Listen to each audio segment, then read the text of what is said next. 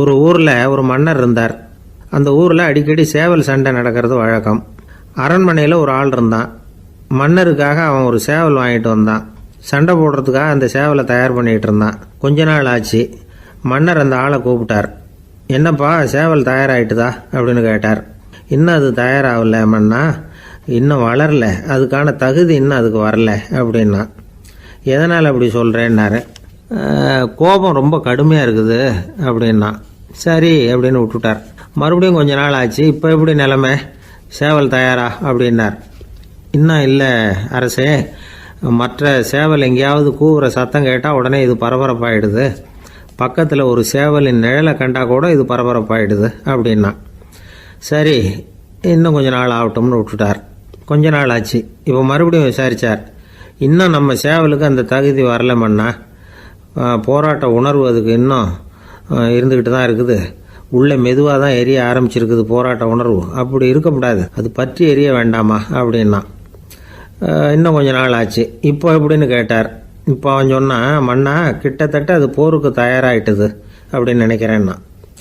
எதனால் அப்படி சொல்கிற அப்படின்னு கேட்டார். மற்ற சேவலின் குரலை கேட்டால் அது அசைகிறதே இல்லை, ஒரு பொம்மை மாதிரி ஆகிடுது. அதுக்கு உள்ள ஒரு நுட்பமான விழிப்புணர்வு வந்துட்டுது. அதனால் அது அமைதியாக இருக்குது, மௌனமாக இருக்குது. இனிமேல் அதுக்கு இணையான சேவலே கிடையாது. வெற்றி பெற அது போராட வேண்டிய அவசியமே இல்லை. அதை பார்த்த உடனே எதிரி சேவல்கள் பயந்துட்டு ஓடி போடும் அப்படின்னு சொன்னானான். அந்த சேவலை வளர்த்தவர் சி சிங் சு அப்படின்னு பேர். இந்த சுசுகி சொன்ன கதையும் அது. ஞானிகள் என்ன சொல்கிறாங்க தெரியுமா? அந்த சேவலின் ரகசியத்தை நீயும் கற்றுக்கொள், நீ அப்படி ஆயிடு, சண்டை போடாமலே வெற்றிகள் பெறுகிற நுட்பத்தை புரிந்துகொள். இதுதான் ஞானிகள் உபதேசம். ஒரு குருக்கிட்ட ஒருத்தன் போயிருக்கிறான். எனக்கு சண்டை போட கற்றுக் கொடுங்கண்ணா. அதுக்கு என்ன செய்யணும்னார். என்ன உங்கள் மாணவனாக சேர்த்துங்கண்ணா. சரி இப்போ உன்னுடைய பலம் என்னன்னு கேட்டிருக்கார். இப்போ நான் தனி ஆளாக இருந்து ஒரு 100 பேரை சமாளிப்பேன் நானா. சரி அப்படின்னா என்னுடைய மாணவனாக உன்னை சேர்த்துக்கிறேன்ருக்கார். சேர்த்துக்கிட்டார். 6 மாதம் பயிற்சி கொடுத்தார். அதுக்கப்புறம் இவனை கூப்பிட்டு கேட்டார், இப்போ உன்னுடைய திறமை எவ்வளவுன்னு. இப்போ நான் தனி ஆளாக இருந்து ஒரு 50 பேரை சமாளிப்பேன் நானா. இன்னும் உனக்கு பயிற்சி தேவைன்னாராம். தொடர்ந்து சில நுட்பங்களை எல்லாம் சொல்லி கொடுத்துருக்கிறார். 1 வருஷம் ஆச்சு. எல்லாத்தையும் கற்றுக் கொடுத்துட்டார். அப்புறம் கூப்பிட்டு கேட்டார், இப்போ உன்னுடைய திறமை எப்படிப்பா, எதிரிகள் எத்தனை பேரை உன்னால் சமாளிக்க முடியும்னாராம். அவன் சொன்னான், ஐயா எதிரிகளின் பலம் என்னங்கிறத புரிஞ்சிக்காம அதை நான் சொல்ல முடியாதுன்னு நானும். இனிமேல் உனக்கு பயிற்சி தேவையில்லை, போயிட்டு வான்னு அனுப்பி வச்சுட்டாரான். ஒரு உண்மையை நாம் புரிஞ்சுக்கணும். அதாவது அடிக்கிறதுக்கு நமக்கு துணிச்சல் தேவையில்லை, அடிக்காமல் இருக்கிறதுக்கு தான் துணிச்சல் தேவை. அடித்தா திருப்பி அடிக்கிறவன் மன உறுதி உள்ளவன் இல்லை, அடித்தா திருப்பி அடிக்காமல் இருக்கிறான் பாருங்க, அவன் தான் மன உறுதி உள்ளவன். ஒருத்தன் தலை திரிக்க வேகமாக ஓடிக்கிட்டு இருந்தான். நான் எங்கடா ஓடுற அப்படின்னா, எதுக்கு வந்தவன், ஒரு சண்டையை நிறுத்தத்தான் இப்படி ஓடுறேன் அப்படின்ட்டுருக்கான். யாருக்கும் சண்டை, எனக்கும் இன்னொரு ஆளுக்கும் சண்டை அப்படின்னு நானா அவன்.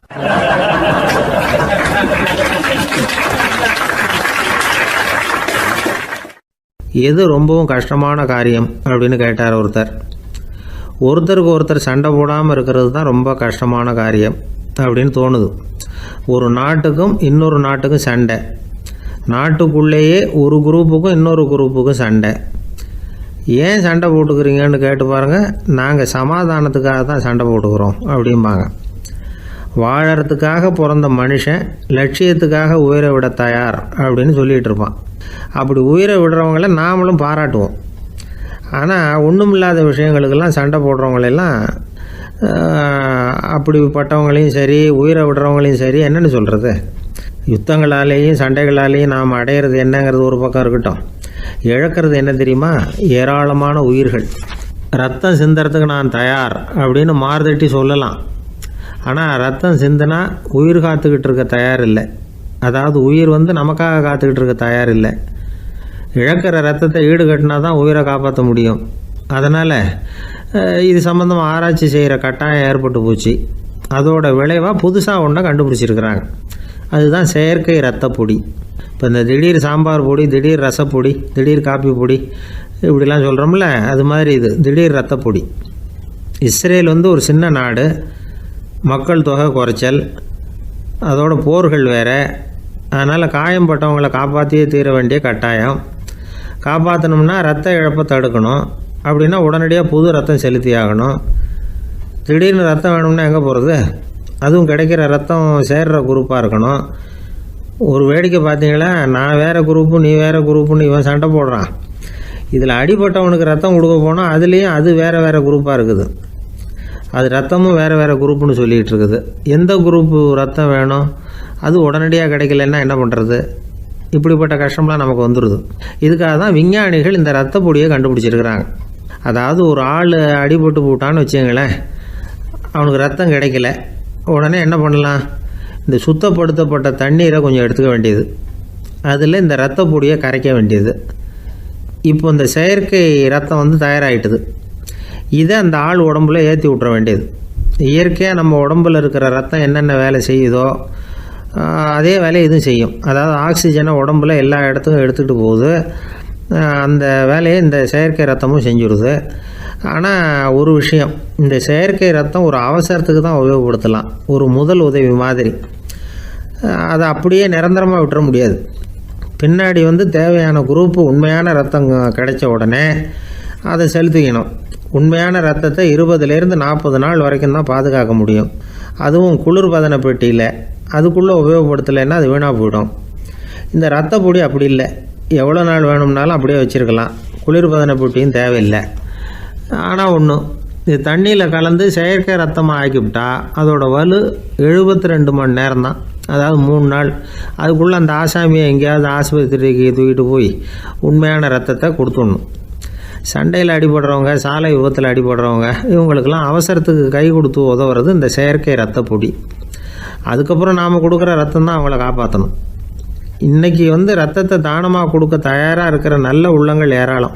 எவ்வளவு ஆக்சிடெண்ட்டு, ஆப்ரேஷன், இதில் சம்மந்தப்பட்டவங்களை வந்து காப்பாற்றுறது நாம் தானமாக கொடுக்குற ரத்தம் தானே. ஒரு ஆக்சிடெண்ட்டு, ஒரு ஸ்கூட்டர் ஒரு ஆள் மேலே மோதி விட்டுது, பார்த்து வரக்கூடாதா அப்படின்னா அந்த ஆள், நீ தான் பார்த்து நடக்கணும், ஏன்னா 20 வருஷமாக நான் அந்த ஸ்கூட்டரை ஓட்டிகிட்டு இருக்கிறேன் அப்படின்னு நான் இவன். இதுக்கு அவன் சொன்னான், நீ தான் பார்த்து ஓட்டணும், ஏன்னா 40 வருஷமாக நான் இப்படி நடந்துக்கிட்டு இருக்கிறேன் அப்படின்னு நானா.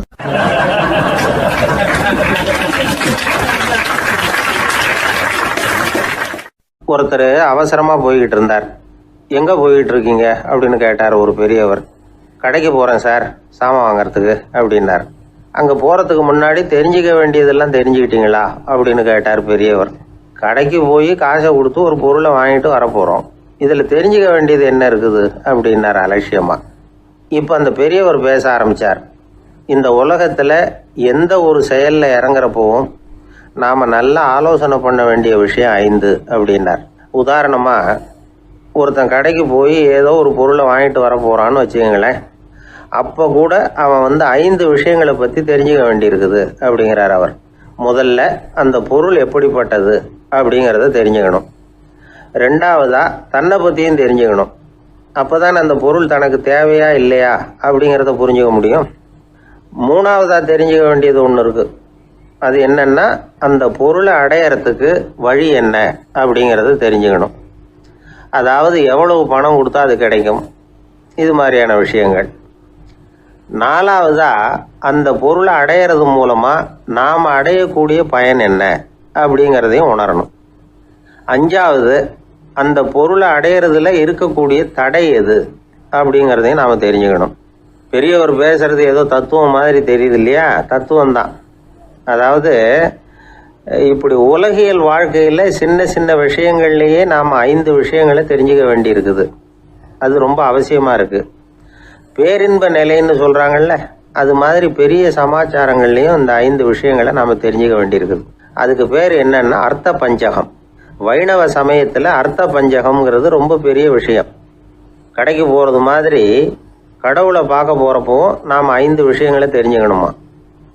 முதல்ல பரம்பொருள் அப்படிங்கிறது என்ன, அதோட தன்மைகள் என்ன, இதை தெரிஞ்சுக்கணும். இதுக்கு பேர் என்னன்னா பரமாத்ம ஸ்வரூபம் அப்படின்னு பேர். 2வது, நாம யாரு, நம்மோட தன்மை என்ன அப்படிங்கிறத தெரிஞ்சுக்கணும். நான் யாருன்னு எனக்கே தெரியலங்கிறப்போ இதை நான் சொல்கிறேன்னு இது என்னுடையதுன்னு சொல்கிறது தப்பு தானே. அப்புறம் 3வது விஷயம், பரம்பொருளை நாம் அடையிறதுக்கு வழி எது, இதை தெரிஞ்சுக்கணும். இது வந்து உபாய ஸ்வரூபம் அப்படின்னு பேர். 4வது விஷயம், நாம் அடைய வேண்டிய பயன்கள் என்ன அப்படிங்கிறது தெரிஞ்சுக்கிறது. இதுக்கு புருஷார்த்தம் அப்படின்னு பேர். 5வது, அந்த பயனை அடைய விடாமல் தடுக்கிற தடைகள் யாவை அப்படிங்கிறது தெரிஞ்சுக்கிறது. இது விரோதி ஸ்வரூபம். இதைத்தான் தடையியல் அப்படின்னு சொல்றாங்க. அதாவது பரமாத்மாவை பற்றிய அறிவு, ஜீவாத்மாவை பற்றிய அறிவு, உபாயம் பற்றிய அறிவு, புருஷார்த்தம் பற்றிய அறிவு, இந்த 4 அறிவுக்கும் எதிரடையா, அதாவது அதையெல்லாம் தப்பா புரிஞ்சுக்கிறதால உண்டாகக்கூடிய அறிவு விரோதி ஸ்வரூபம். என்ன இது தகவல்ல ஏதாவது கதை சொல்லுவீங்கன்னு பார்த்தா ஏதோ தத்துவம் பேசிக்கிட்டு இருக்கிறீங்களே அப்படின்னு நினைக்கலாம். இதுவும் தெரிஞ்சுக்க வேண்டிய ஒரு பெரிய விஷயம்தான். காதில் போட்டு வச்சா எப்போவாவது உபயோகப்படும். என்னுடைய நண்பர் ஒருத்தர் ஒரு நாள் என்கிட்ட சொன்னார், சார், அடுத்த மாதம் தஞ்சாவூரில் ஒரு கல்யாணம், போகிறதா வேண்டாமா அப்படின்னு ஒரே குழப்பமாக இருக்குது அப்படின்னார். நான் உடனே இந்த அர்த்த பஞ்சக உபதேசம் பண்ண ஆரம்பித்தேன். அவர் எல்லாத்தையும் பொறுமையாக கேட்டுவிட்டு, சரி சார், நான் போகிறதுன்னு முடிவு பண்ணிவிட்டேன்னார். எப்படி இந்த முடிவுக்கு வந்தீங்க அப்படின்னு கேட்டேன். அவர் சொன்னார், சார், அந்த 2வது பாயிண்ட் ஒன்று சொன்னீங்களே, அதை புரிஞ்சுக்கிட்டதுக்கு அப்புறம்தான் இந்த முடிவுக்கு வந்தேன் அப்படின்னார். என்ன 2வது பாயிண்ட்டுன்னு? அதாவது தன்னை பற்றி புரிஞ்சுக்கணும் அப்படின்னு சொன்னீங்க. உடனே என்னை பற்றி புரிஞ்சுக்கிட்டேன், நான் யாருங்கிறது எனக்கு தெரிஞ்சுது, உடனே போகிறது தான் நல்லதுன்னு முடிவு பண்ணிவிட்டேன்னார். நீங்கள் யாருன்னு கேட்டேன். நான் தான் சார் அந்த கல்யாணத்தில் தாலி கட்ட வேண்டிய மாப்பிள்ளை அப்படின்னார்.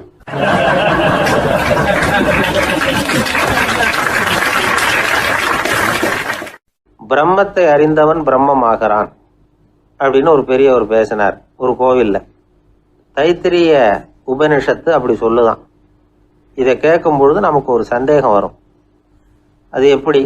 பிரம்மத்தை அறிந்தவன் பிரம்மம் ஆகிறான்னா, சிங்கத்தை அறிந்தவன் சிங்கம் ஆகிறானா, தோசையை அறிந்தவன் தோசை ஆகிறானா?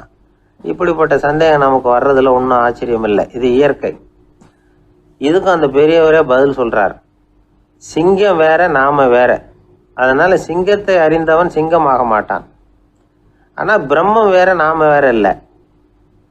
அதனால பிரம்மத்தை அறிந்தவன் பிரம்மமாகிறான் அப்படிங்கிறது அவரோட விளக்கம். மனிதன் அவன்தான் தான் பிரம்மங்கிறது தெரியாதனால தான் அதை வேற எங்கேயோ தேடிட்டு இருக்கிறான். கடைசியில் அது தான் தாங்கிறது புரிஞ்சுக்கிற பொழுது அவன் பிரம்மம் ஆயிடுறான். இதை விளக்கிறதுக்கு ஒரு உபநிஷத்து கதையே இருக்கு.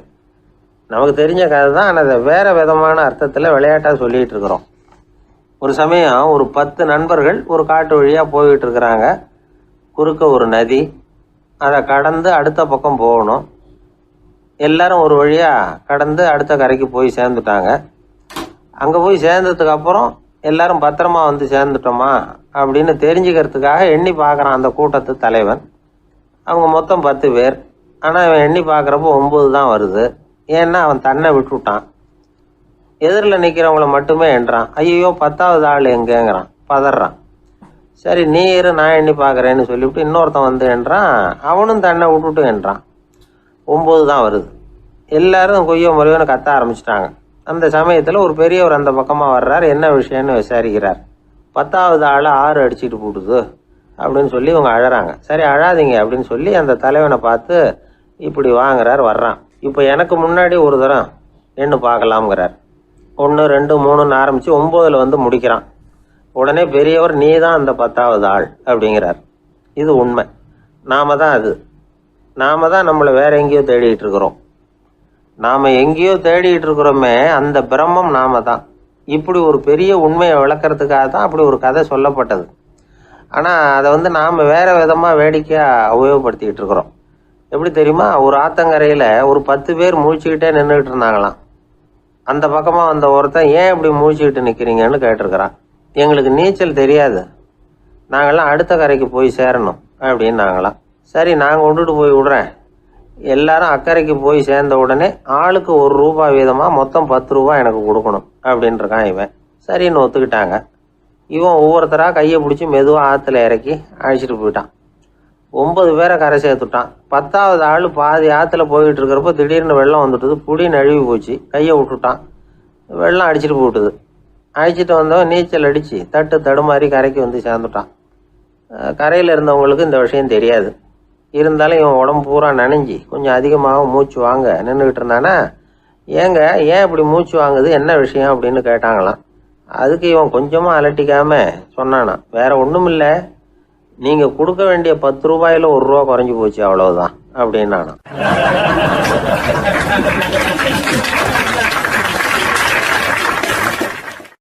ஒரு ஊர்ல ஒரு ராஜா இருந்தார். அந்த ராஜாவுக்கு ஒரு புள்ள. அந்த புள்ளைக்கு விவரமே தெரியாது. அவன் ஒரு முட்டாளுங்கிறது எல்லாருக்கும் தெரியும். ஆனாலும் அவன் தான் அடுத்தபடியா ஆட்சிக்கு வர வேண்டியவன். ஆட்சி பொறுப்பை ஏற்க வேண்டிய ஒருத்தன் இப்படி இருந்தா என்ன பண்றது அப்படிங்கிறது எல்லாருக்கும் உள்ள கவலை. மன்னர் அமைச்சர்களை கூட்டினார், ஆலோசனை கேட்டார் என்ன பண்ணலாம்னு.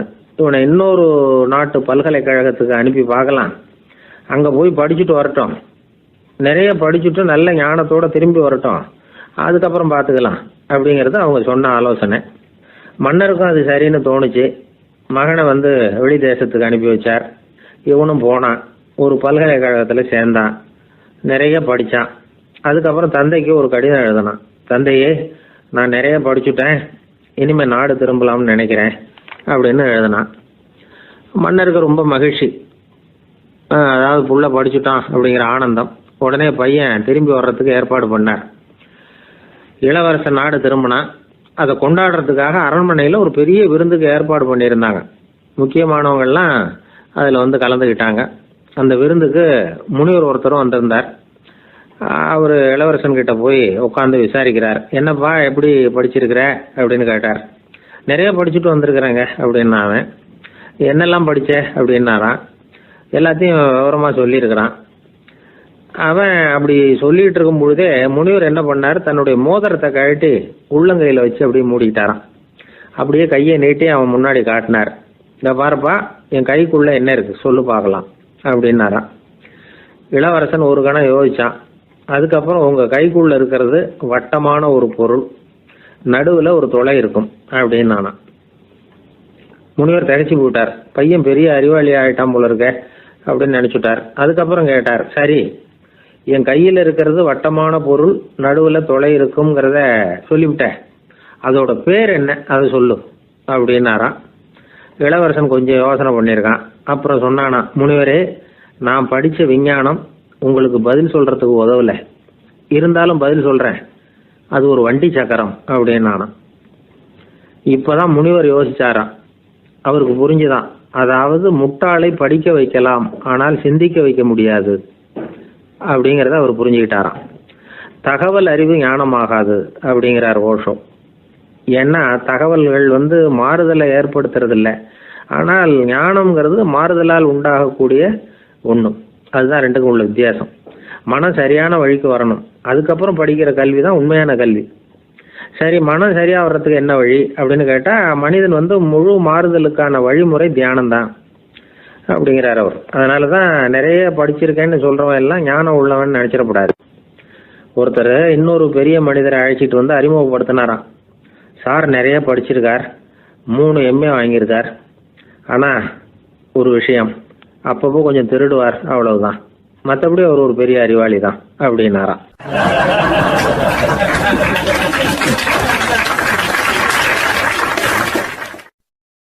வருஷம் செப்டம்பர் மாதம் 22ஆம் தேதி மதுரை மேலமாசி வீதியில் உள்ள ஒரு வீடு. அங்கே அன்னைக்கு நடந்த ஒரு அற்புத நிகழ்ச்சி பின்னாடி உலக மக்களை எல்லாம் ஆச்சரியப்பட வச்சுது. இந்திய வரலாற்றிலேயே அது ஒரு முக்கியமான நிகழ்ச்சி. உலக மக்கள் கவனமெல்லாம் காந்திஜியின் பக்கம் திரும்புறதுக்கு காரணமாக இருந்த நிகழ்ச்சி அது. கதர் துணி பிரச்சாரத்துக்காக காந்திஜி மதுரைக்கு வந்திருந்தார். சென்னை துணி வணிகர் சங்கத்தின் துணைத் தலைவர் ஒருத்தர் இருந்தார், ராம்ஜி கல்யாண் சேட்ஜி. அவருடைய வீடு மதுரை மேலமாசி வீதியில் இருந்தது. அந்த வீட்டில் தான் காந்திஜி தங்கியிருந்தார். அப்போது வயலுக்கு போகிற உழவர்கள்லாம் சின்ன சின்ன துண்டை இடுப்பில் கட்டிக்கிட்டு கலப்பையை தூக்கிக்கிட்டு தெருவில் நடந்து போகிறத கவனிச்சார். ஏற்கனவே சேலத்துக்கு தெற்க பல பகுதிகளில் ஆண்களும் பெண்களும் அறகுறை ஆடைகளோட உழைச்சிக்கிட்டு இருக்கிறத கண்ணால் கண்டிருக்கிறார் அவர். இந்தியரின் சராசரி உடை இவ்வளவு தான் அப்படிங்கிறத புரிஞ்சுக்கிட்டார். மனசை இன்னும் பண்ணியிருக்குது. ராத்திரி பூரா அதை பற்றியே யோசனை. 22/9/21 வியாழக்கிழமை காலையில் காந்திஜி எழுந்திருக்கிறார்.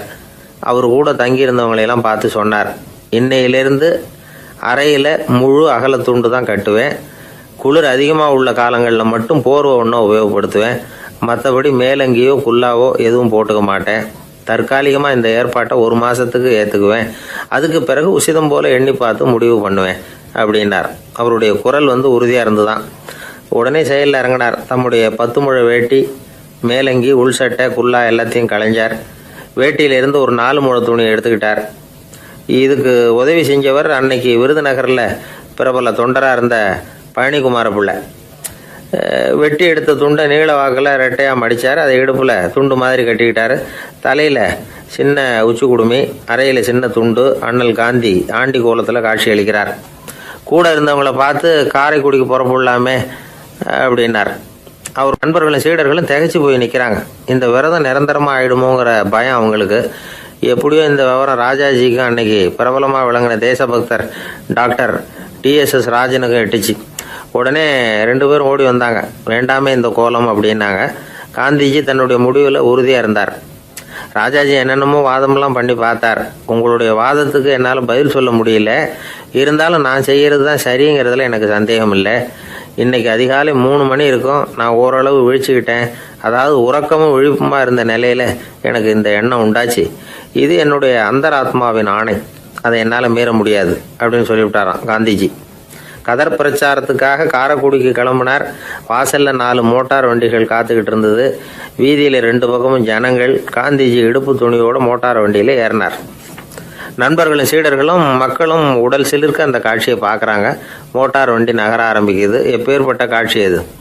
சுக்கநாத பெருமானியே கூலி ஆளாக்கிய மண், அப்படி ஆக்கி மண் சுமக்க வச்ச மதுரை இல்லையா, அந்த மதுரை தான் காந்திஜி துறவி கோலம் கொள்றதுக்கும் காரணமாக இருந்திருக்குது. இது இன்னைக்கு எத்தனை பேருக்கு தெரியும்? ஒரு தடவை காந்திஜி நேருவும் சுற்றுப்பயணம் செஞ்சாங்களாம். ஒரு இடத்துல நடந்து போயிட்டு இருக்கிறாங்க. குறுக்க ஒரு வாய்க்கால். நேரு என்ன பண்ணார் தெரியுமா? தன்னுடைய இளமை துடிப்பை காட்டுறதுக்காக கொஞ்சம் தூரம் பின்னாடி போய் அங்கேருந்து வேகமாக ஓடி வந்து அந்த வாய்க்காலை தாண்டினாராம். காந்திஜி அப்படி பண்ணலை. பக்கத்தில் இருந்த பாலம் வழியாக அந்த வாய்க்காலை கடந்து வந்தார். நேரு காந்திஜியை பார்த்து சிரிச்சுக்கிட்டே, என்ன மாதிரி நீங்களும் தாண்டி இருக்கலாமே அப்படின்னாராம். அதுக்கு காந்திஜி சிரிச்சுக்கிட்டே சொன்னாராம், 2 அடி முன்னேறதுக்காக 5 அடி பின்னாடி போறதா அப்படின்னாராம்.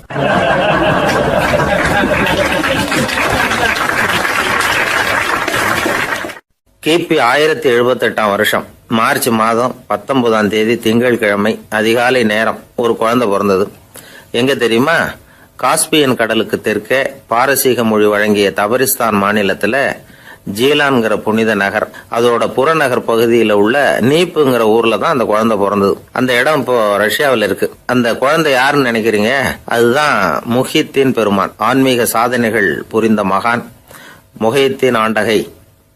தன்னுடைய 18வது வயசுல உயர்கல்விக்காக ஜீலான் நகரத்தை விட்டு பகுதாத் நகரத்துக்கு புறப்பட்டு போறார். இளம் பிராயம் தானே, அதனால துணைக்கு ஒரு வர்த்தக கூட்டத்தோட சேர்ந்து போயிட்டு இருக்கிறார். ரொம்ப தூரம் போகணும். ஒவ்வொரு இடமா தங்கி தங்கி போயிட்டு இருக்கிறாங்க. ஒரு இடத்துல ஒரு கொள்ளை கூட்டம் பயங்கரமான ஆயுதங்களோட அவங்கள வழிமறிச்சுட்டுது. அந்த வர்த்தக கூட்டம் வச்சிருந்த பொருள்களை எல்லாம் அவங்க பறிச்சு விடுறாங்க. இவங்களும் பயந்துகிட்டு இருந்தது எல்லாத்தையும் அவங்க கிட்ட கொடுத்துடுறாங்க. முஹித்தீன் ஆண்டகை மட்டும் இதையெல்லாம் பார்த்துக்கிட்டு தனியா ஒதுங்கி நிற்கிறார். ஒரு 18 வயசு பையன் மட்டும் இப்படி தனியா அநாத சிறுவன் மாதிரி நின்றுட்டு இருக்கிறத அந்த கொள்ளை கூட்டத்தில் இருந்த ஒருத்தன் பார்க்கறான். கிட்ட நெருங்கி வர்றான். அலட்சியமாகவும் கிண்டலாகவும் உங்ககிட்ட ஏதாவது இருக்குதா அப்படின்னு கேட்கறான். இவங்கிட்ட என்ன இருக்க போகுது அப்படிங்கிற நம்பிக்கையில அவன் அப்படி கேட்கறான். உடனே இவரு, ஓ இருக்குதே, என்கிட்ட 40 தீனார் இருக்கு அப்படிங்கிறார். இப்படி சொல்லியும் அந்த கொள்ளைக்காரனுக்கு நம்பிக்கை வரல. என்னடா அவன் விளையாடாத, பொய் சொல்லாத, உண்மையை சொல்லு அப்படிங்கிறான். அவன் உண்மையைத்தான் சொல்றேன், என்கிட்ட 40 தீனார் இருக்கு அப்படிங்கிறார். இவர் எங்க வச்சிருக்கிற அப்படின்னு கேக்குறான். சட்டையின் விழாப்புறத்தில் உள்ள பகுதியில அதை வச்சு தச்சிருக்கிறாங்க அப்படின்னு உண்மையை சொல்றார். உடனே கொள்ளை கூட்ட தலைவன் அதை கத்தியால கீறிப்பார் அப்படின்னு உத்தரவு போடுறான். அந்த சட்டையை கிழிக்கிறாங்க. உள்ள இருந்து 40 பொற்காசுகளும் பொல பொலன்னு கீழே கொட்டுச்சு. அதை பார்த்த உடனே அந்த கொள்ளை கூட்ட தலைவன் மலைச்சு போய் நின்னுட்டான். காசை பார்த்துட்டு அவன் மலைச்சு போகல. பொய் பேசாத அந்த பையனோட நேர்மையை பார்த்துட்டு அவன் அப்படி நின்னான். மெதுவா அந்த பையன் கிட்ட வந்தான். ஏன்பா, நீ என்ன பணக்கார குடும்பமா அப்படின்னு கேட்டான். அப்படிலாம் இல்ல, எனக்கு அப்பா இல்ல, அம்மா மட்டும்தான் உண்டு. எங்க அப்பா எனக்குன்னு விட்டு போன சொத்தே இந்த 40 தீனார் தான் அப்படின்னாரு இவர். அப்படி இருந்துமா உண்மை பேசணும்னு ஆசைப்பட்டேன். என்கிட்ட ஒண்ணும் இல்லைன்னு ஒரு வார்த்தை சொன்ன உன்னை விட்டுருப்போமே அப்படின்னா அவன். அப்படி இல்லைங்க, நான் இறைவன் திருநாமத்தை அறியக்கூடிய கல்வி ஞானத்துக்காக இப்ப போயிட்டு இருக்கிறேன். இறைவன் திருநாமத்தை உச்சரிக்க வேண்டிய நாவால பொய் பேசக்கூடாதுன்னு எங்க அம்மா சொல்லியிருக்கிறாங்க. அதனால நான் எப்பவுமே பொய் சொல்ல மாட்டேன் அப்படின்னு என்னுடைய தாய்க்கு வாக்கு கொடுத்திருக்கிறேன் அப்படின்னார் அவர். முகையத்தின் பெருமான் வார்த்தைகளை கேட்ட அந்த கொள்ளையர்கள் மனம் திருந்தி நல்லவங்களா ஆயிடுறாங்க. அந்த கொள்ளையர் தலைவன் பிற்காலத்துல ஒரு பெரிய மகான் ஆயிடுறார். பெரியவர்கள் வாழ்க்கையில நடக்கிற இது மாதிரி சம்பவங்கள் தான் நாம நல்ல விதமா வாழறதுக்கு துணையா இருக்கும். அந்த காலத்துல கொள்ளையர்களே பெரியவங்க செயலை பார்த்து மனம் திருந்தி இருக்கிறாங்க. இந்த காலத்துல யார் இப்படி இருக்கிறா? இந்த காலத்துல மகான் ஒருத்தரை பார்த்தேன், எனக்கு வேண்டியப்பட்ட மகான். ஏங்க நீங்களும் மகான் ஆகிறதுக்கு முன்னாடி கொள்ளை அடிச்சுட்டு இருந்தீங்களா அப்படின்னு கேட்டேன். அவர் மெதுவா கண்ணை திறந்து என்ன நிமிந்து பார்த்தார். அப்படி இல்லப்பா, நான் கொள்ளை அடிக்கிறதுக்காகத்தான் மகானாவே ஆகி இருக்கிறேன் அப்படின்னு சொல்லிவிட்டு மறுபடியும் கண்ணை மூடிட்டார்.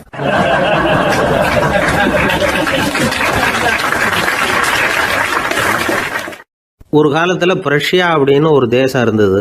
இப்போ ஜெர்மனி இருக்குல்ல, இதோட பெரும்பகுதி ஒரு காலத்துல பிரஷ்யாங்கிற பேர்ல இருந்தது. அப்போ அதுக்கு அரசராக இருந்தவர் மகா ஃப்ரெடரிக், அதாவது ஃப்ரெடரிக் தி கிரேட் அப்படின்னு சொல்லுவாங்க. அந்த ராஜாவுக்கு ஒரு சந்தேகம், நாம பல வகையான வரிகளை விதிச்சு வசூல் பண்றோம், அப்படி பண்ணி வருமானம் குறைஞ்சிக்கிட்டே போகுதே, இதுக்கு என்ன காரணமா இருக்கும்? இதுதான் அவருக்கு ஏற்பட்ட சந்தேகம். ஒரு சமயம் அந்த அரசர் தம்முடைய அமைச்சர்களையும் பிரபுக்களையும் தளபதிகளையும் கூப்பிட்டு ஒரு விருந்து வச்சார். விருந்து முடிஞ்சதும் அவங்கள பார்த்து இந்த சந்தேகத்தை கேட்டார்.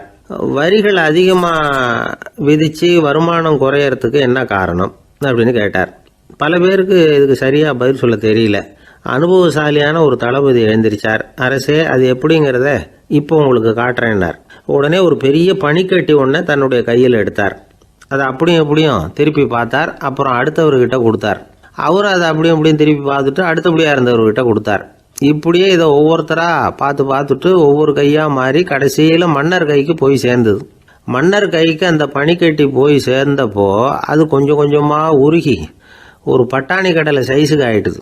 மன்னர் யோசனை பண்ணார், வரி அதிகமா போட்டாலும் வந்து சேர்றது குறைவா இருக்கிறதுக்கு என்ன காரணம் அப்படிங்கிறது அவருக்கு புரிஞ்சு போச்சு. காலம்தான் மாறிட்டு இருக்கே தவிர இந்த கையூட்டு வாங்குற பழக்கம் மாறினதாக தெரியல. இன்னொரு ராஜா இருந்தார். அவர் தன்னுடைய ராஜாங்கத்தில் லஞ்ச ஊழலே சுத்தமாக இருக்கக்கூடாது அப்படின்னு நினைச்சார். அவர்கிட்ட பல்வேறு துறைகளுக்கும் பொறுப்பாக இருந்த பல பேரும் ரொம்ப சுத்தமாகவும் நேர்மையாகவும் இருந்தாங்க. ஒரே ஒருத்தர் மட்டும் எல்லார்கிட்டையும் லஞ்சம் வாங்கிட்டே இருந்தார். அவரை வேற வேற துறைகளுக்கு மாற்றி பார்த்தாரு. அந்த ராஜா என்னென்னமோ பண்ணி பார்க்குறாரு. எந்த வேலையை கொடுத்தாலும் அதுலேயும் லஞ்சம் வாங்குறதுக்கு ஒரு வழியை உண்டு பண்ணிக்குவார் அந்த ஆள். ராஜாவுக்கு இது ஒரு பெரிய தலைவலியாக போட்டுது. இவர் என்ன பண்ணுறது? இவருக்கு என்ன வேலையை கொடுக்கறது? கொஞ்சம் கூட லஞ்சம் வாங்கிறதுக்கு சான்ஸே இல்லாத ஒரு வேலையை கொடுக்கணும் அப்படின்னு திட்டம் போட்டார். ஒரு நாள் அவருக்கு அந்த உத்தரவும் போட்டுட்டார். அதாவது அவருக்கு என்ன வேலைன்னா, கடற்கரையில் தான் அவருக்கு ஆஃபீஸ். அங்கேயே இருந்துக்க வேண்டியது. தினமும் எத்தனை கடல் அலை கரையில் வந்து மோதுது அப்படிங்கிறத கணக்கு எடுத்து ராஜாவுக்கு தெரிவிக்க வேண்டியது. இதுதான் அவருக்கு வேலை. பேசாமல் அலையை எண்ணிட்டு உட்காந்துருக்கிட்டோம், அப்போவாவது அவர் லஞ்சம் வாங்குற சந்தர்ப்பம் இல்லாமல் போயிடும் அவருக்கு அப்படின்னு நினைச்சார் ராஜா. இந்த ஆள் கடற்கரைக்கு போய் டியூட்டியில் ஜாயின் பண்ணிட்டார். ஒரே மாசத்துல அங்கே சொந்தமாக ஒரு பிரம்மாண்டமான மாளிகை கட்டி விட்டாரு. ராஜாவுக்கு இது பெரிய ஆச்சரியமா போச்சு. அலைய என்ற வேலையில் அந்த ஆள் எப்படி பணம் சம்பாதிச்சார் அப்படின்னு விசாரிச்சு பார்த்தார் அக்கம் பக்கத்தில். அந்த ஆள் என்ன பண்ணியிருக்கிறாருன்னா, கடற்கரையில் போய் பொறுப்பு ஏற்றுக்கிட்ட உடனே அங்கே இருந்த மீனவர்கள்கிட்ட எல்லாம் இந்த கரையில் வந்து ஒரு நாளில் வந்து மோதுற அலைகள் எத்தனை அப்படின்னு கேட்டிருக்காரு. அது எப்படிங்க தெரியும்னு இருக்காங்க அவங்க. தினமும் அந்த எண்ணிக்கை தெரியணும். நம்ம ராஜாவுக்கு தினமும் அறிக்கை அனுப்பணும், டெய்லி ரிப்போர்ட்டு. தவறுனா நீங்கள் இந்த கடலில் போய் மீன் பிடிக்கிறதுக்கு ராஜாவோட அனுமதி கிடைக்காது அப்படின்னு இருக்காரு.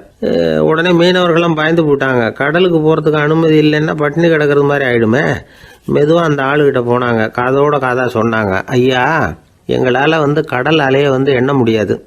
தினமும் எங்களால் முடிஞ்சதை உங்களுக்கு பணமாக கொடுத்துட்றோம். நீங்கள் தான் ராஜா கிட்ட சிபாரிசு பண்ணி நாங்கள் தொடர்ந்து மீன் பிடிக்கிறதுக்கு அனுமதி வாங்கி கொடுக்கணும் அப்படின்னு வேண்டிக்கிட்டாங்க. பணம் தினமும் வந்து சேர ஆரம்பிச்சுட்டுது. பதவியில் மற்ற பதவியோட இந்த பதவி எவ்வளவோ மேல் அப்படின்னு நினச்சிட்டோம் அந்த ஆள். அது மட்டும் இல்லை, தயவு பண்ணி என்னை இந்த இடத்த விட்டு மாற்றி விடாதீங்க சார் அப்படின்னு வேற கேட்க ஆரம்பிச்சிட்டானா.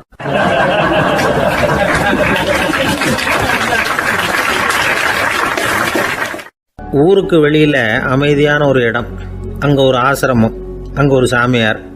அவர் தினமும் நல்ல போதனைகள்லாம் செய்வார். பல பேர் போய் அங்கேயே சில நாள் தங்கி இருந்து அவர் சொல்கிற அறிவுரைகளை எல்லாம் கேட்டுக்கிட்டு வர்றது வழக்கம். ஒரு தடவை அவரை பார்த்துட்டு போகிறதுக்காக 3 வெளியூர் தம்பதிகள் வந்தாங்களாம். அந்த மடத்திலேயே சாப்பிட்டுக்கிட்டு தங்கியிருந்து அவங்களுடைய போதனைகளை கேட்டுக்கிட்டு போகணுங்கிறது அவங்க நோக்கம். காலையில் குளிச்சுட்டு பூஜையில் உட்காந்தார் அந்த சுவாமி. இவங்களும் குளிச்சுட்டு அந்த பூஜையை பார்க்கறதுக்காக அவர் முன்னாடி வந்து உட்காந்தாங்க. பூஜை ஆரம்பமாச்சு. சம்பிரதாயப்படி அது ரொம்ப நேரம் நடந்துக்கிட்டே இருக்குது. இவங்களுக்கு நல்ல பசி இருந்தாலும் இந்த நேரத்தில் அதை எப்படி வெளியில் காட்டிக்கிறது? பேசாமல் இருந்தாங்க. அந்த சுவாமி பூஜையை முடித்தார். அதுக்கப்புறம் பேச ஆரம்பித்தார்.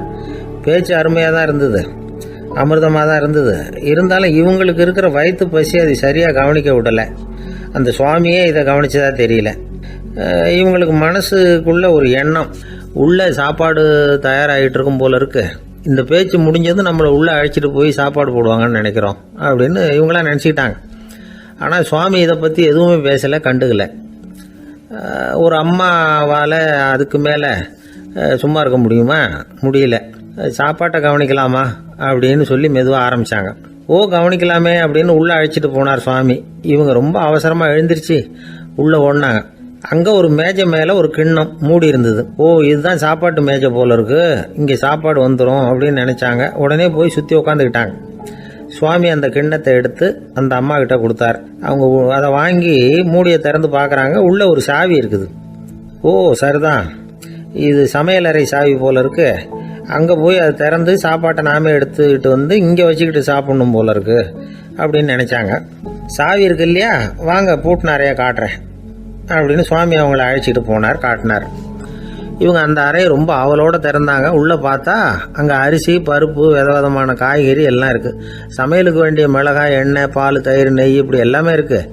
அடுப்பு, விறகு, நெருப்பு போட்டி அது கூட அங்கே இருக்குது. சாப்பாடு தயாராக இருக்கும்னு நினச்சிக்கிட்டு போனால் இப்படி இருக்குதே அப்படின்னு சொல்லி அதை பார்த்ததும் ரொம்ப சோர்ந்து போட்டாங்க அவங்க. சுவாமி, என்ன இது சாப்பாடு இல்லையா அப்படின்னாங்க. அதுதான் சாப்பாட்டுக்கு வேண்டிய எல்லாம் இங்கே இருக்குதே. அடுப்பு மூட்டி நீங்கள் தான் அவங்கவுங்க ருசிக்கு தகுந்த மாதிரி சமைச்சிக்கணும். இந்த சன்னியாசிக்கு எப்படி சமைக்க தெரியும் அப்படின்னு கேட்டார் சுவாமி. சாப்பாடு தயாராக இருக்கும்னு நாங்கள் எதிர்பார்த்தோம் அப்படின்னாங்க. நீங்கள் இப்படி சொல்லுவீங்கன்னு நானும் எதிர்பார்த்தேன். இது வரைக்கும் நான் எவ்வளவோ தத்துவம்லாம் எடுத்து சொன்னேன். எல்லாத்தையும் விட இதுதான் அனுபவபூர்வமான தத்துவம். ஆண்டவன் நமக்கு நல்ல மனசை கொடுத்துருக்குறான், நல்ல வாய்ப்புகளையும் தந்திருக்கிறான். அதையெல்லாம் பயன்படுத்திக்கக்கூடிய மூளையையும் சிந்தனையையும் கொடுத்துருக்குறான். அதனால் அடுப்பை தான் நீங்கள் மூட்டணும். அடுப்பை நீங்கள் தான் மூட்டணும். உங்களுக்கு உகந்ததை நீங்கள் தான் சமைச்சு ருசித்து அனுபவிக்கணும். ஆண்டவனே அதை செஞ்சுக்கிட்டு இருக்க மாட்டான் அப்படின்னாரான் அந்த சுவாமி. நம்முடைய வாழ்க்கையில் பல நல்ல பலன்களை பெறறதுக்கு நாம் தான் முயற்சி பண்ணணும். அதுக்குரிய சூழ்நிலையை தான் ஆண்டவன் கொடுப்பானே தவிர அதை விளக்கிறதுக்காக தான் அந்த சுவாமி அப்படி செஞ்சு காட்டியிருக்கிறார். இது ஒரு பெரியவர் இப்படி ஒரு விளக்கம் கொடுத்தார். அதுக்கப்புறம் அந்த 3 தம்பதிகளும் தெளிவடைஞ்சுட்டாங்களாம். நாம் தெளிவடைகிறது எப்போங்கிறது தான் தெரியல அப்படின்னு பல பேர் இதை கேட்டுட்டு சொல்லிகிட்டு இருக்கிறாங்க. இந்த கதையை நம்முடைய நண்பர் ஒருத்தர்கிட்ட சொன்னேன். அந்த நண்பர் ரொம்ப சந்தோஷப்பட்டார். நீங்கள் சொல்கிறது கரெக்டு சார், ஆனால் நான் அதை விட ஒரு படி மேலே சார். எனக்கெல்லாம் அரிசி, பருப்பு இருக்கிற ரூம் எதுன்னு கையை காட்டிட்டா போதும். உடனே கிண்ணத்துலேருந்து சாவியை எடுத்து கொடுக்கணுங்கிற அவசியம்லாம் இல்லை எனக்கு. அப்புறம் எப்படி ரூமை திறந்துருவீங்க அப்படின்னு கேட்டேன். பூட்டை உடைச்சி திறந்துருவேன், அதுதான் எனக்கு பழக்கம் அப்படிங்கிறார்.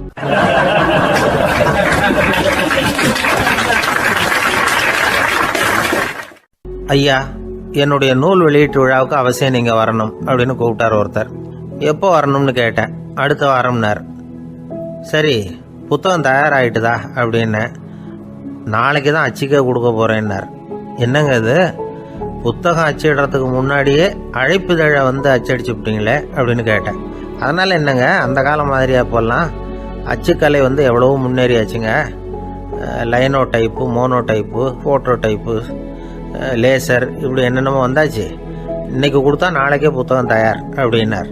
இப்படி இந்த அளவுக்கு முன்னேறி இருக்கிற இந்த அச்சுக்கலை ஆரம்பத்தில் எப்படி இருந்தது தெரியுமா? அந்த காலத்தில் காகிதம்னா என்னென்னே தெரியாது. அப்படி ஒன்று கண்டுபிடிக்கப்படவே இல்லை. அப்போல்லாம் எதையாவது ஒன்று எழுதணும்னா அதுக்கு ஆட்டு தோலை தான் பயன்படுத்தி இருக்கிறாங்க. கண்ணுக்குட்டி தோல் கூட அதுக்கு உபயோகப்பட்டு தான். ஐரோப்பாவில் இருந்த பாதிரியார்கள் தோலில் எழுதப்பட்ட புத்தகத்தை தயாரிக்கிறதுல ரொம்ப கெட்டிக்காரங்களாம். எகிப்து, அப்புறம் மத்திய தரைக்கடல் ஓரத்தில் உள்ள நாடுகள், இங்கெல்லாம் தோல் தான் எழுதுபொருளாக பயன்பட்டு வந்திருக்குது. ஆனால் நம்ம நாட்டில் ஓலைச்சுவடிகளை எழுத்துக்கு பயன்படுத்தி இருக்கிறாங்க. எழுதுறதுக்கு தோலை பயன்படுத்தினவங்க பிறகு பேப்பரைஸ் அப்படிங்கிற கோரை புல்லை வந்து அதுக்கு பயன்படுத்தினாங்களாம். இதெல்லாம் அப்படி கொஞ்சம் கொஞ்சமாக கண்டுபிடிச்சிட்டு வந்திருக்கிறாங்க. அந்த புல்லை வந்து கச்சிதமாக நறுக்க வேண்டியது, நல்லா பதப்படுத்த வேண்டியது, அதுக்கப்புறம் அதில் எழுத வேண்டியது, அவ்வளவுதான். பேப்பருங்கிற சொல்லே இந்த பேப்பைரஸ் அப்படிங்கிறதுலேருந்து வந்தது தான். அதுக்கப்புறம் தான் காகிதம் வந்தது. இதை முதல்ல சீன நாட்டில் தான் கண்டுபிடிச்சாங்க. அது வந்த பிறகு அச்சு எந்திரம் கண்டுபிடிக்க வேண்டிய அவசியம் ஏற்பட்டது. அதை கண்டுபிடிச்சவர் ஜெர்மானிய அறிவியல் அறிஞர் ஜான் கூட்டன்பர்க். அச்சு கலைக்கு அடித்தளம் அமைச்சவர் அவர் தான்.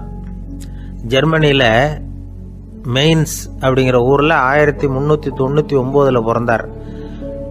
அவரோட மாமன் ஒருத்தர் உலோக வேலையில் வல்லவர். அவர்கிட்ட இந்த வேலையை கற்றுக்கிட்டார். அதோட வைர கற்களை வந்து பட்டை தீட்டுறதுலையும் ரொம்ப தேர்ச்சி பெற்றிருந்தார். இளம் வயசுலேயே சும்மா இருக்க மாட்டாராம். எதை செஞ்சாலும் அதை திறமையாக செய்வாராம். அவர் தான் முதல்ல மர அச்சு எழுத்துக்களை உருவாக்கினார். அது மேலே மை தடவி பிரதிகள் எடுத்தார். அதுக்கப்புறம் உலோக எழுத்துக்கள், முதல்ல காரியம், அப்புறம் இரும்பு, அப்புறம் கலப்பு உலோகம், பிறகு அச்சடிக்கிறதுக்கு எந்திரம் ஒன்றையும் உருவாக்கினார். முதல்ல பைபிள் அச்சடித்தார். 1468 அவர் இறந்து போனார். 16ஆம் நூற்றாண்டில் மேலை நாடுகளில் இருந்து மர எழுத்துக்களை கொண்டுகிட்டு வந்து தமிழ்நாட்டில் கிறிஸ்தவ நூல்களை அச்சிட்டாங்க. அப்போல்லாம் வந்து அச்சகங்கள் வந்து போதிய அளவுக்கு இங்கே இல்லை. அதுக்கு என்ன காரணம்னா, இந்தியர்கள் வந்து அச்சகங்களை நடத்தக்கூடாது அப்படின்னு சட்டம். 1835 வரைக்கும் அந்த சட்டம் வந்து நடைமுறையில் இருந்தது. இந்த நிலைமையில் அங்கேயும் இங்கேயுமா 1-2 அச்சகங்கள் ஆரம்பமாச்சு. 1713 தரங்கம்பாடியில் லூத்தரன் மிஷன் அச்சகம், அதே ஆண்டில் சென்னையில் SPCK அச்சகம். இது ரெண்டும் தான் இந்தியாவில் முதல்ல தொடங்கப்பட்ட அச்சகங்கள். ஆட்டுத்தோல்லையும் ஓலைச்சுவடியிலையும் எழுதப்பட்ட எழுத்துக்கள் இன்னைக்கு எங்கேயோ போயிட்டுது. ஆனால் நம்ம ஊரில் எழுத்தாளர்கள் நிலைமை தான் ஒன்றும் சொல்லிக்கிறது மாதிரி இல்லை. நம்ம ஆள் ஒருத்தர் சொன்னார், சார், நான் சொந்தத்தில் ஒரு அச்சாபீஸ் வச்சுருந்தேன், இப்போவும் வச்சுருக்கிறேன். அதனால் என்னுடைய படைப்புகளை புத்தகமாக வெளியிடுறதுல எனக்கு ஒன்றும் கஷ்டம் இல்லை. வருஷத்துக்கு ஒரு புத்தகம் எழுதி வெளியிட்டுருவேன். 15 வருஷமாக இலக்கிய உலகத்துக்கு இப்படி சேவை செஞ்சுக்கிட்டு வர்றேன். ஆனால் இந்த வருஷம்தான் வாசகர்கள் வந்து எனக்கு பாராட்டு விழா நடத்தியிருக்கிறாங்க அப்படின்னார். இந்த வருஷம் அப்படி என்ன விசேஷம் அப்படின்னு கேட்டோம். இந்த வருஷம்தான் நான் எந்த புத்தகம் எழுதி வெளியிடாமல் இருந்தேன், அதுக்காகத்தான் எனக்கு இந்த பாராட்டு விழா அப்படின்னார்.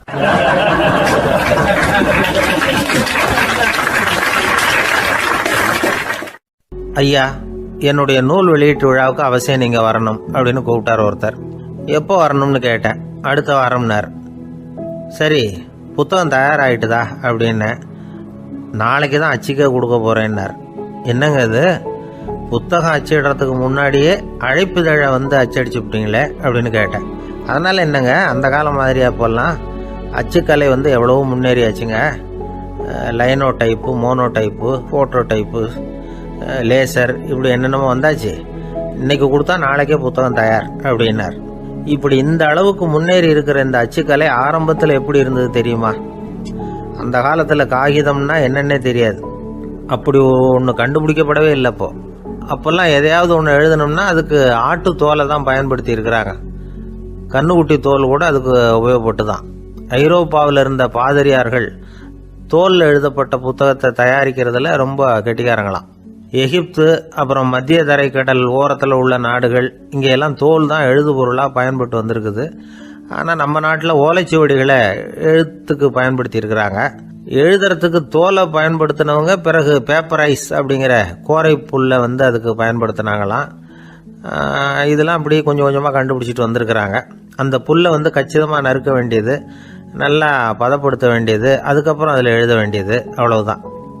பேப்பருங்கிற சொல்லே இந்த பேப்பைரஸ் அப்படிங்கிறதுலேருந்து வந்தது தான். அதுக்கப்புறம் தான் காகிதம் வந்தது. இதை முதல்ல சீன நாட்டில் தான் கண்டுபிடிச்சாங்க. அது வந்த பிறகு அச்சு எந்திரம் கண்டுபிடிக்க வேண்டிய அவசியம் ஏற்பட்டது. அதை கண்டுபிடிச்சவர் ஜெர்மானிய அறிவியல் அறிஞர் ஜான் கூட்டன்பர்க். அச்சு கலைக்கு அடித்தளம் அமைச்சவர் அவர் தான். ஜெர்மனியில் மெயின்ஸ் அப்படிங்கிற ஊரில் 1399 பிறந்தார்.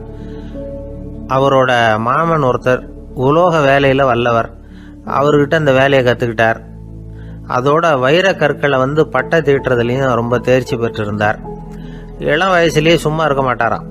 எதை செஞ்சாலும் அதை திறமையாக செய்வாராம். அவர் தான் முதல்ல மர அச்சு எழுத்துக்களை உருவாக்கினார். அது மேலே மை தடவி பிரதிகள் எடுத்தார்.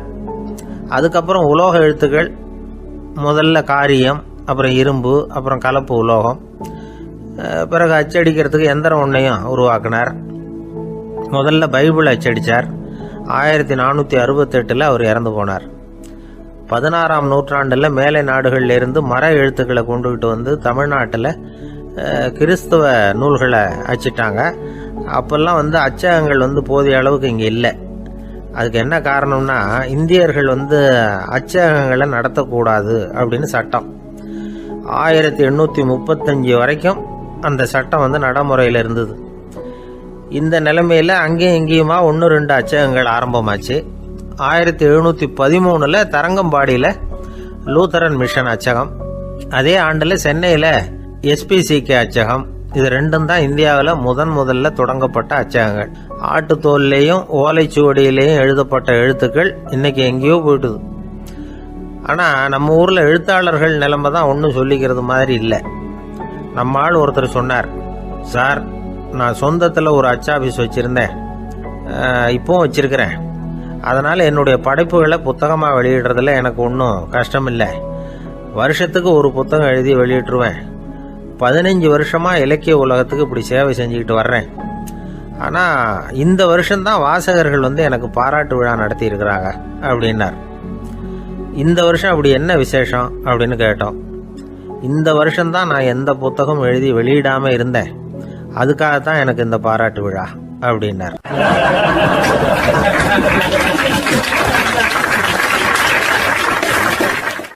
ஒரு நண்பர் இருக்கார். எப்போ பார்த்தாலும் கையில் ஒரு புத்தகம் இருக்கும். புத்தகம் இல்லாமல் எங்கேயும் புறப்பட மாட்டார். எதுக்காக இப்படி எடுத்துகிட்டு போகிறீங்க அப்படின்னு கேட்டால், எனக்கு இது ஒரு நல்ல நண்பன் மாதிரி. இந்த காலத்தில் எங்கே போனாலும் காத்திருக்க வேண்டியிருக்கு. அது மாதிரி சமயத்தில் நான் நண்பன் கூட பேசிக்கிட்டு இருப்பேன் அப்படிம்பாரான். ஒருத்தர் ஒரு பெரிய அரச பதவியில் இருந்தார்.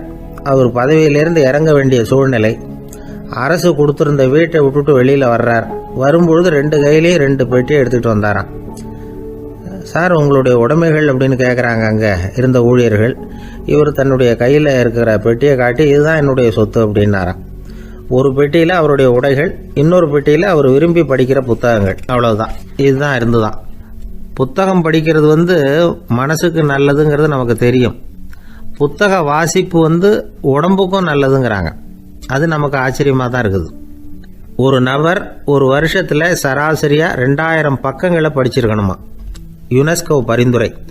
ஆனால் நம்ம நாட்டில் நாம் சராசரியாக படிக்கிறது 32 பக்கங்கள். அவ்வளவுதான். இவ்வளவுக்கு நம்ம நாட்டில் 6000த்துக்கும் மேற்பட்ட நாளேடுகள், 2000த்துக்கும் மேற்பட்ட இதழ்கள், மலர்கள், இவ்வளவு இருந்தும் சரியாக வரல. இந்த உலகத்தில் முதல் நூலகம் எங்கே எப்போ ஆரம்பமாச்சு தெரியுமா? கிமு 2500ஆம் ஆண்டில் அது ஆரம்பமாயிருக்குது. பாபிலோனியாவில் அமில் அணு அப்படிங்கிற அரசன் தான் நூலகத்தை உருவாக்கி இருக்கிறான். அப்போல்லாம் தாள் கிடையாது, களிமண் தான். களிமண் பலகைகளில் எழுதி அது தொகுத்து அப்படியே நூலாக்கி அதை நூலகத்தில் வச்சுருப்பாங்களாம். அரசருடைய நூலகத்தில் 1000த்துக்கும் மேற்பட்ட நூல்கள் இருந்ததாக வரலாற்று குறிப்பு இருக்குது. அது மட்டும் இல்லை, அந்த நூலகத்தில் பொருள் வாரியாக, அதாவது சப்ஜெக்ட் வாரியாக புத்தகங்களை வகைப்படுத்தி வச்சுருந்தாங்களாம். அதில் மிச்சம் இருந்த ஒரு 25 களிமண் பலகை புத்தகங்கள் இன்றைக்கும் பிரிட்டிஷ் அருங்காட்சியகத்தில் இருக்குதான். அச்சு தாள் இதெல்லாம் ஏற்பட்டதுக்கு அப்புறம் அமைக்கப்பட்டது தான் பிரான்சில் இருக்கக்கூடிய பாரிஸ் நூலகம். 1480 பிரெஞ்சு மன்னர் 11ஆம் லூயி இந்த நூலகத்தை அமைச்சாராம். ஆனால் அப்போல்லாம் அரசர்கள் மட்டும்தான் நூலகத்தை பயன்படுத்த முடியுமா. அதுக்கப்புறம் 17ஆம் நூற்றாண்டில் இந்த முறை மாறி பொதுமக்கள் அங்கே போகலாம், படிக்கலாம் அப்படிங்கிற நிலைமை வந்துதான். போட்லியன் நூலகம் அப்படின்னு அதுக்கு பேர், பாரிஸ் நகரத்தில் இருக்குது. அங்கே தான் நூல்களின் பட்டியல் தயாரிப்பு பணி ஆரம்பமாச்சு. கல்வி வளர்ச்சியையும் நூலகத்தையும் இணைச்சவர் நெப்போலியன் போனபார்ட். முன்பணம் செலுத்தி புத்தகத்தை படிக்கிற முறையையும் அவர் தான் கொண்டுட்டு வந்தாராம். மக்கள்கிட்ட வசூலிக்கிற வரியின் ஒரு பகுதியை நூலகத்துக்கு பயன்படுத்தினவரும் அவர் தானா. நெப்போலியன் நூலகத்தில் உலகத்தில் உள்ள எல்லா மொழி நூல்களும் இருக்குதான். அங்கே ஒரு தமிழ் நூலும் இருந்திருக்குது. அது என்னென்னா கம்பராமாயணம். சோவியத் யூனியனுக்கு படையெடுத்து போனப்போ அங்கேருந்து லட்சக்கணக்கான புத்தகங்களை இந்த பனிச்சறுக்கு வாகனங்கள் இருக்குல்ல, அதில் கொண்டுகிட்டு வந்ததாக வரலாறு. அடுத்தபடியாக குறிப்பிட்டு சொல்லத்தக்க நூலகம் எதுன்னா பிரிட்டிஷ் நூலகம். மிக பழைய கையெட்டு பிரதியெல்லாம் கூட அங்கே இருக்குது. 1753 ஆரம்பமாச்சு. அதில் உள்ள நூல்களை வரிசையாக அடுக்கினா 180 கிலோமீட்டர் நீளத்துக்கு வருமா. மிகப்பெரிய நூலகம் அமெரிக்க தலைநகர் வாஷிங்டனில் இருக்குதான். இந்தியாவை பொறுத்த வரைக்கும் பெரிய பழைய நூலகம் எதுன்னா கல்கத்தா நூலகம். எல்லா இந்திய மொழி நூல்களும் இங்கே உண்டு. மகாகவி பாரதியார் நடத்தின இந்தியாங்கிற இதழின் எல்லா பிரதிகளும் அங்கே பாதுகாப்பாக இருக்குது. படிக்கும் பழக்கம் இங்கே வளர வேண்டியிருக்குது. ஒருத்தர்கிட்ட ஒரு புஸ்தகத்தை கொடுத்து விமர்சனம் எழுத சொல்லியிருந்தாங்க. கொஞ்ச நாள் கழித்து அவரை போய் பார்த்து, என்னங்க புஸ்தகத்தை படித்து பார்த்தீங்களா அப்படின்னு கேட்டாங்களாம். இதுக்கு அவர் சொல்லியிருக்கிறார், இன்னும் நான் படித்து பார்க்கலிங்க, இப்போ தானே விமர்சனமே எழுதி முடிச்சிருக்கிறேன், இனிமே தான் படிக்கணும் அப்படின்னாராம்.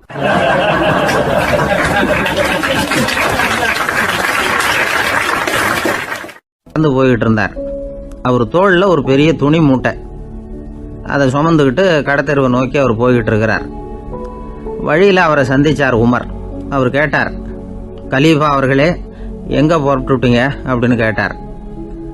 கலீஃபான்னா ஆட்சித்தலைவர்னு அர்த்தம்.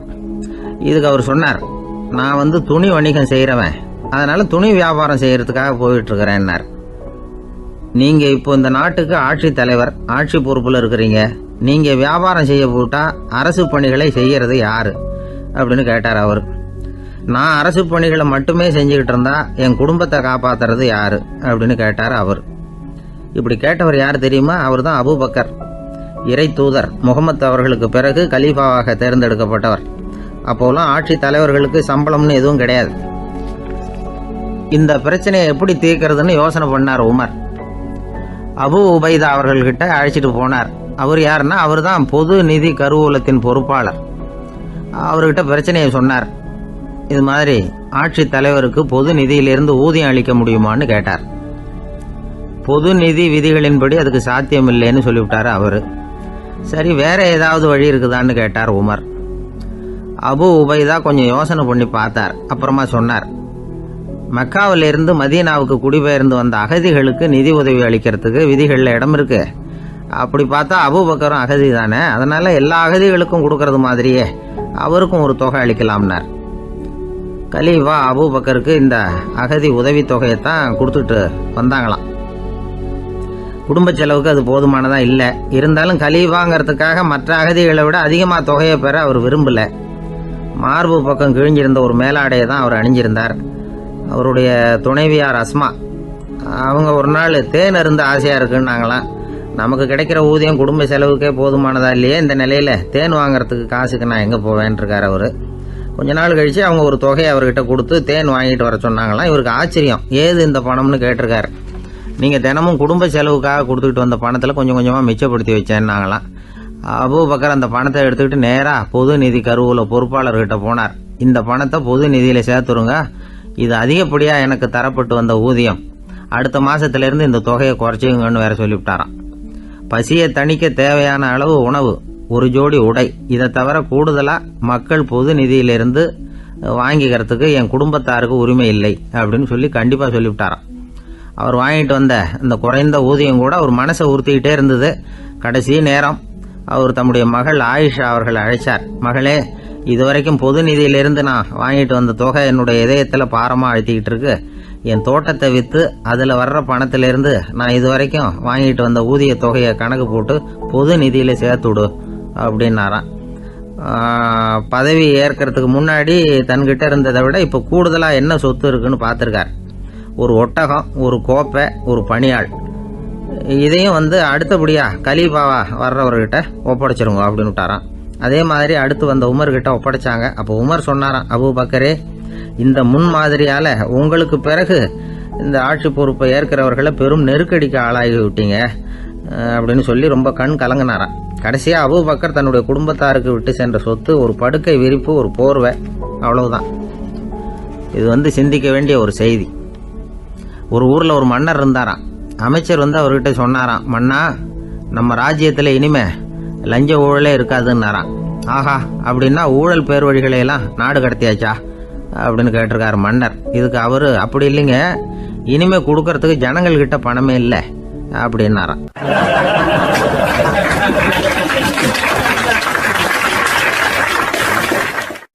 இந்த உலகத்தில் எவ்வளவோ உயிரினங்கள் இருக்கு, ஒவ்வொன்றும் ஒவ்வொரு விதமாக சண்டை போடுது. இப்போ 2 மாடு சண்டை போட்டுக்குதுன்னு வச்சுக்கோங்க, என்ன பண்ணும்? 2 முட்டிக்கும்.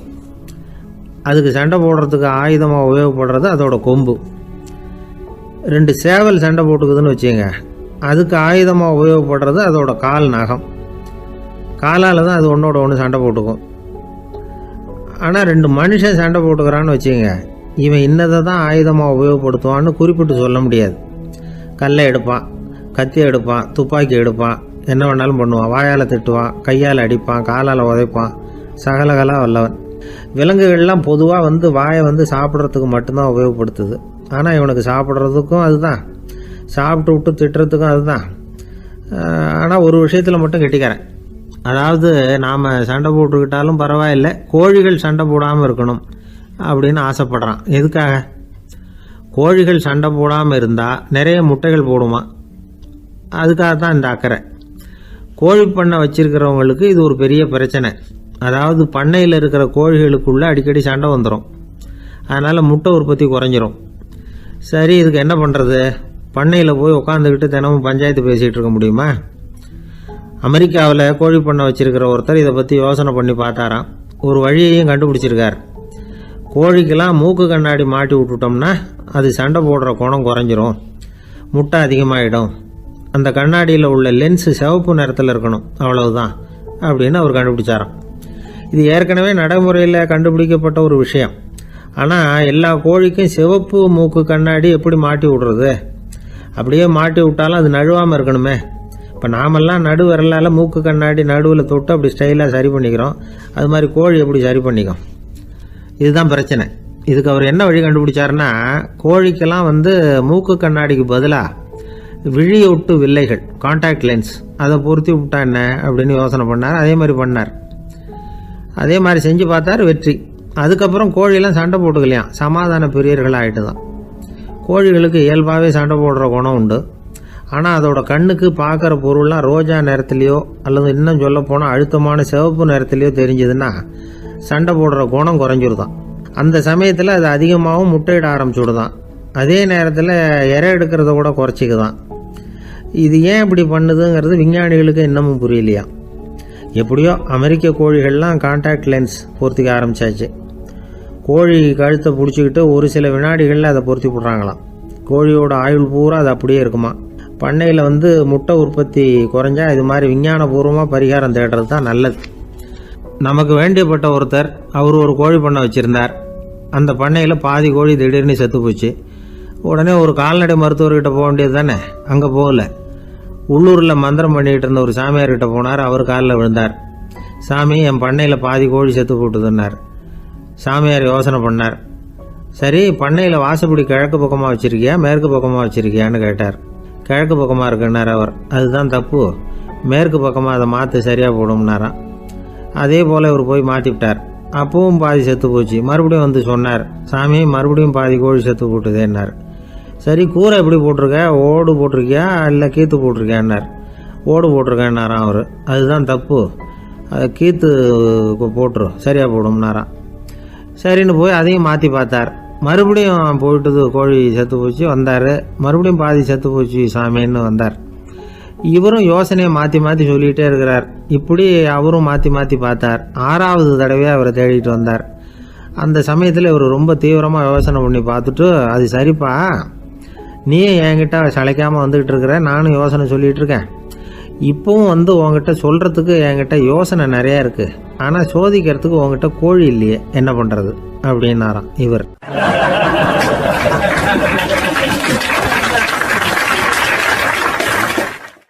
இந்த உலகத்தில் எல்லாருக்கும் மகிழ்ச்சி தரக்கூடிய ஒரு பொருள் எது? இது ஒரு முக்கியமான கேள்வி. இந்த கேள்விக்கு பொருத்தமான ஒரு பதிலை உங்களால் சொல்ல முடியுமா? அதாவது கொஞ்சம் யோசித்து பார்த்தா பணம்னு சொல்லலாமா? இப்போ கையில் காசு இல்லாதவங்ககிட்ட ஒரு 10 ரூபாயை கொடுத்தா அது அவனுக்கு சந்தோஷத்தை கொடுக்கும். ஏற்கனவே வருமான வரி பிரச்சனையில் சிக்கி இருக்கிறவர்கிட்ட இன்னும் கொஞ்சம் பணம் இந்தாங்கன்னு சொல்லி கொடுத்தோம்னா அது அவருக்கு சங்கடத்தை தான் கொடுக்கும். அதனால் அந்த கேள்விக்கு பணங்கிறது பொருத்தமான பதிலாக இருக்க முடியாது. கேள்வி என்னன்னா, இந்த உலகத்தில் எல்லாருக்கும் மகிழ்ச்சி தரக்கூடிய ஒரு பொருள் எது? சரி, இனிப்புன்னு சொல்லலாமா?